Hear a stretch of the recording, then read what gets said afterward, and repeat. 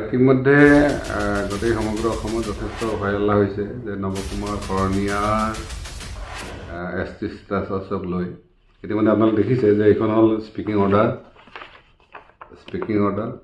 ইয়াত স্ক্ৰুটিনি কমিটিৰ state level scrutiny কমিটিৰ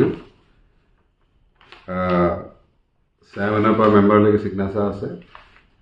ইয়াত লাষ্ট লিখিছে যে Shri Nabakumar Saraniya son of Lakshmikanta Saraniya alias Lakshmikanta Das alias Lakshmikanta Sarugoj of village Jigripar, Tamalpur district, Baksa, does not belong to Boro Kosari community. Scrutiny কমিটিৰ ওচৰত জনকলাল গোস্বামীয়ে দিছিলে, তেওঁলোকে 5 বছৰৰ মূৰত এই অৰ্ডাৰটো দিছে। মই যিমান দূৰ এই অৰ্ডাৰটো চাইছোঁ আৰু বিভিন্ন জনৰ কথা পাতিছোঁ, সকলোৱে কৈছে যে এইটো কেৱল পলিটিকেল এটা অৰ্ডাৰ হৈছে। কাৰণ ইয়াত জনকলাল গোস্বামীয়ে যিটো এপিল কৰিছিল তাৰপিছত আমিও ইয়াত প্ৰেজেণ্টেশ্যন দিছিলোঁ, তাৰপিছত এই অৰ্ডাৰটো দিছে। এতিয়া প্ৰশ্নটো হৈছে যে অহাকালিলৈ নৱকুমাৰ শৰণীয়া আকৌ ইলেকশ্যন খেলিব পাৰিব নে নোৱাৰিব।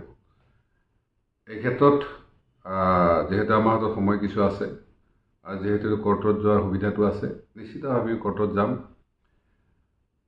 আৰু ইয়াৰ মেইন কাৰণটো আপোনালোকে দেখিছে যে সকলোৱে জানিছে যে নৱকুমাৰ শৰণীয়াক কোকৰাঝাৰত ৰোধ কৰিব পৰা ক্ষমতাটো বিজেপি বিপলত নাই।